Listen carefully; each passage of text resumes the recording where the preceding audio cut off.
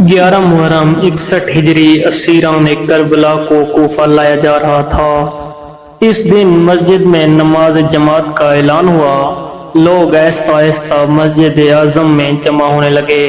Ibn Ziyad मिंबर पर गया और बोला, हम्द सना उस खुदा की जिसने हक और उसके अहल को अश्कार किया और अमीरुल मोमिनीन यजीद बिन मुआविया और उनके गिरोह की मदद और नुसरत फरमाई और कज़ाब बिन कज़ाब हुसैन इब्ने अली नौज बिल्ला और उसके पैरोकारों को कत्ल किया।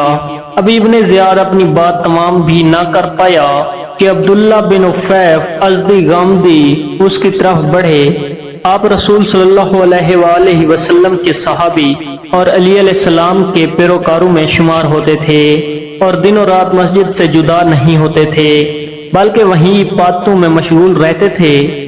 जंग जमल में अली अलैहिस्सलाम के हमरा नंबर आजमाई में अब्दुल्ला उफ़ैफ की बाएं आंख जाती रही। फिर जंग सफीन में किसी ने आपके सर पर एक वार किया और फिर दूसरा वार आपकी अबरुओं पर किया, जिससे आपकी दूसरी आंख भी जाती रही। इब्ने ज़ियाद की बात के जवाब अब्दुल्ला ने फरमाया, झूठा और झूठे का बेटा तू और तेरा बाप है, और वो जिसने तुझको वाली बनाया और उसका बाप है। ऐ मरजाना के बेटे, क्या तुम लोग अंबिया के फर्जंदों को कत्ल करके रास्तबाजों जैसी बात करते हो?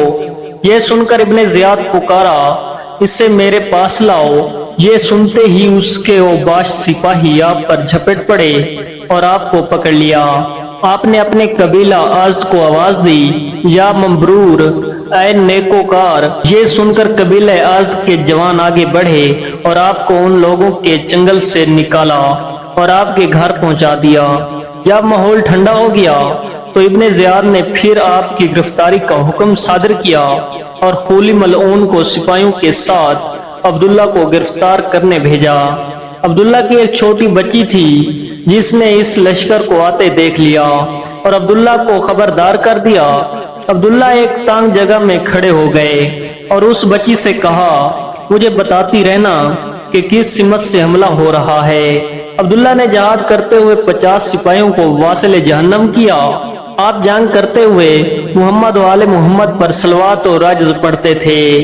खुदा की कसम, अगर मुझे बेनाई अता हो जाए तो मेरा ये झपटना पलटना तुम्हारे ऊपर जमीन को तंग कर दे।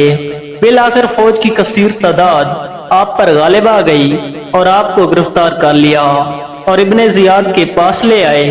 कुछ मुकालमे के बाद उसने आपके कत्ल का फरमान जारी करके आपको कूफा के मकाम सबखा पर लटकाने का हुक्म दिया, लिहाजा आपकी लाश वहीं पर लटकी रही।